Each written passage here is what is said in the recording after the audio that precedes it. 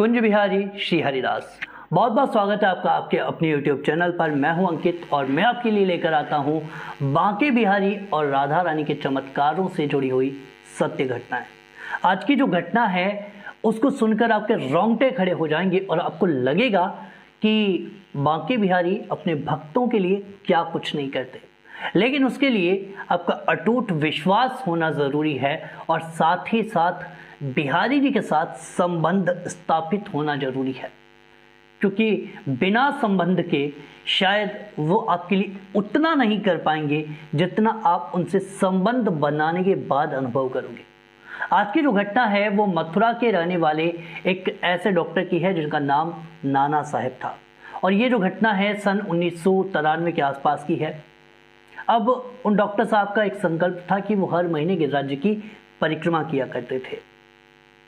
अब सावन की पूर्णिमा का दिन था और वो पहुंच चुके थे गिरिराज जी। अब उनको लग रहा था कि आज रात्रि में मैं गिरिराज जी की परिक्रमा करके सुबह अपनी जॉब कर लूंगा। अब वहाँ के जो आसपास के लोग थे वो कहते हैं कि डॉक्टर साहब बारिश का मौसम है और रात्रि के समय गिरिराज जी की परिक्रमा करना ठीक नहीं होगा, क्योंकि उस समय इतनी लाइटें नहीं हुआ करती थी और बरसात के समय वहाँ पर कई जगह दलदल बन जाया करता था, रास्ता पार करना मुश्किल हो जाता था। लेकिन डॉक्टर साहब बड़े हटीले थे। डॉक्टर साहब कहते हैं कि नहीं, मुझे तो आज ही गिरिराज जी की परिक्रमा करनी है और ठाकुर है ना साथ में। और उसके बाद वो दान घाटी का दर्शन करते हैं, मानसी गंगा का दर्शन करते हैं और निकल पड़ते हैं गिरिराज जी की परिक्रमा के लिए। अब कुछ ही दूरी पर जब वो आगे बढ़ते हैं तो उनको महसूस होता है कि अब अचानक से बिजलियां कड़कना शुरू हो जाती है, मेघ गर्जना करना शुरू कर देते हैं और चारों तरफ घटाएं छा जाती है, पूर्णिमा का चंद्रमा छुप जाता है और अब उनको महसूस होता है कि उनके शरीर पर बरसात की कुछ बूंदें पड़ रही है। धीरे धीरे वो बरसात तेज होना शुरू होती है। अब डॉक्टर साहब को लग रहा है कि कहीं मैंने रात्रि के समय परिक्रमा का निर्णय लेकर गलती तो नहीं करी, शायद वो लोग ठीक ही कर रहे थे। अब बरसात और तेज होना शुरू होती है और घनघोर अंधकार छा जाता है और तेज बिजलियां कड़क रही हैं, मेघ गर्जना करना और तेज शुरू कर देते हैं। अब डॉक्टर साहब को महसूस होता है कि वहां की जो मिट्टी है उनके पैरों में चिपकना शुरू हो जाती है।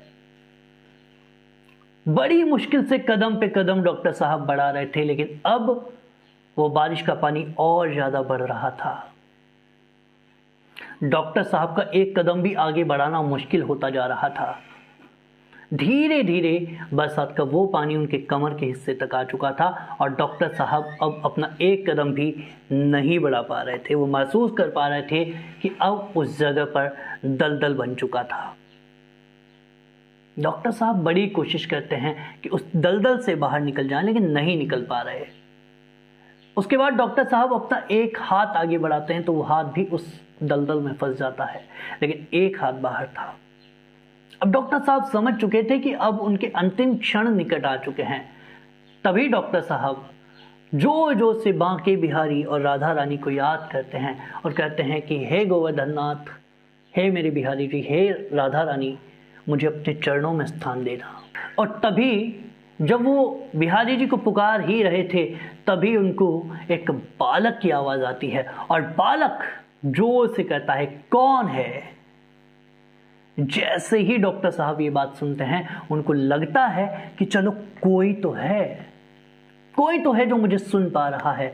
डॉक्टर साहब कहते हैं कि बेटा बेटा जरा इधर आना और देखना, मैं मथुरा का एक डॉक्टर हूं, मेरा नाम नाना साहेब है और अगर कल को कोई तुमसे पूछे कि यहाँ क्या हुआ था तो तुम कह देना कि मथुरा के एक डॉक्टर थे, वो दलदल में फंस चुके थे, और बता देना कि उनका नाम नाना साहेब था, जिससे मेरे परिवार वालों को मुझे ढूंढना ना पड़े, वो ज़्यादा परेशान ना हो। अब जैसे ही ये बात वो बालक सुनता है, बालक जोर से हंसता है और बालक कहता है, डॉक्टर साहब चिंता मत करो, तुम्हें अभी तो बड़ी डॉक्टरी करनी है, ये लो मेरी लकुटी और इस लकुटी को पकड़ के बाहर आ जाओ। डॉक्टर साहब कहते हैं कि बेटा मेरा वजन बहुत ज़्यादा है और तू है छोटा सा नन्हा सा बालक, तू कैसे मुझे बाहर निकालेगा? कहीं ऐसा ना हो मेरे वजन की वजह से तू भी इस दलदल में फंस जाए। वो बालक कहता है कि डॉक्टर साहब देखो, ज़्यादा बातें मत करो, मेरे पास इतना समय नहीं है और तुम चिंता मत करो, मैं एक झटके में तुम्हें बाहर निकाल लूँगा। और जल्दी से लकुटी पकड़ो क्योंकि मेरे पास इतना समय नहीं है, मैया मेरा इंतज़ार कर रही है और मुझे बड़ी मार पड़ेगी अगर मैं लेट होता हूँ तो। अब वो डॉक्टर साहब उस लकुटी को जैसे ही पकड़ते हैं, 1 सेकंड में वो बालक उनको बाहर निकाल लेता है। डॉक्टर साहब को लगता है कि अगर 2 या 3 लोग भी होते तो उन्हें भी बड़ा टाइम लगता मुझे बाहर लाने में, लेकिन इस बालक ने तो बड़ी जल्दी से मुझे यहाँ से बाहर निकाल लिया। अब डॉक्टर साहब उस बालक से कहते हैं कि बेटा इतनी रात के अंधेरे में तू यहाँ पर क्या कर रहा है? रात्रि के अंधेरे में ऐसे घूमा मत कर और अब जल्दी से तू तेरे घर जा और अपनी मैया को मेरा प्रणाम कहना। और बड़ा धन्यवाद उस बालक को डॉक्टर साहब कहते हैं। वो बालक कहता है कि मेरा तो काम ही यही है, गैया चराना और गिरिराज जी में डोलना, और अगर तुम जैसे कुछ मूर्ख आ जाएं तो उनको रास्ता दिखा देना। मैं तुम्हें सही मार्ग पर ले जाऊं, उसके बाद मैं आराम से अपने घर जाऊंगा, तुम मेरी चिंता मत करो। अब वो बालक और डॉक्टर साहब बातें करते हुए आगे बढ़ते हैं और जब वो मार्ग ठीक आ जाता है तब वो बालक कहता है डॉक्टर साहब यहाँ से तुम्हारा जो रास्ता है वो बिल्कुल ठीक है और तुम यहाँ से गिरिराज जी की आराम से परिक्रमा कर सकते हो। और अब मैं जा रहा हूँ अपने घर, मैं ये इंतज़ार कर रही होंगी ना। अब जैसे ये बात बालक कहता है, बालक एक ही कदम पीछे करता है और डॉक्टर साहब जैसे ही पलट कर देखते हैं वहाँ पर कोई नहीं था।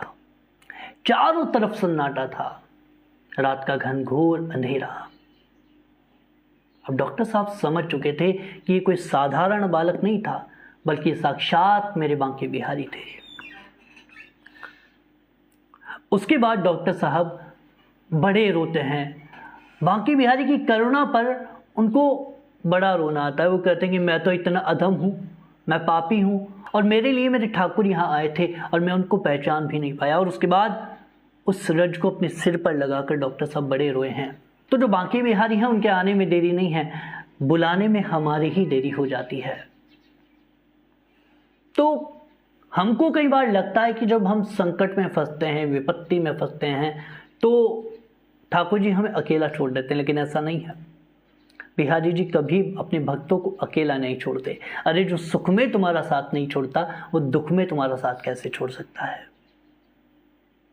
बिहारी जी हमेशा अपने भक्तों के साथ रहते हैं और कभी उनको मुसीबत में नहीं पड़ने देते। लेकिन ज़रूरी है विश्वास, आस्था, श्रद्धा और संबंध। तो अगर आपके पास भी बांके बिहारी या राधा रानी से जुड़े हुए कुछ अनुभव हों और आप चाहते हैं कि आपके वो अनुभव भक्तों के साथ आप शेयर करें, तो आप इंस्टाग्राम पर अपने अनुभव हमें भेज सकते हैं। हम वादा करते हैं कि आपके अनुभवों को अपनी वीडियो का हिस्सा ज़रूर बनाएंगे। और अगर आप लोग हमारे चैनल पर नए हैं और हमारे चैनल को सब्सक्राइब नहीं किया है तो जाइए चैनल को सब्सक्राइब कीजिए और बेल आइकन पर क्लिक कीजिए।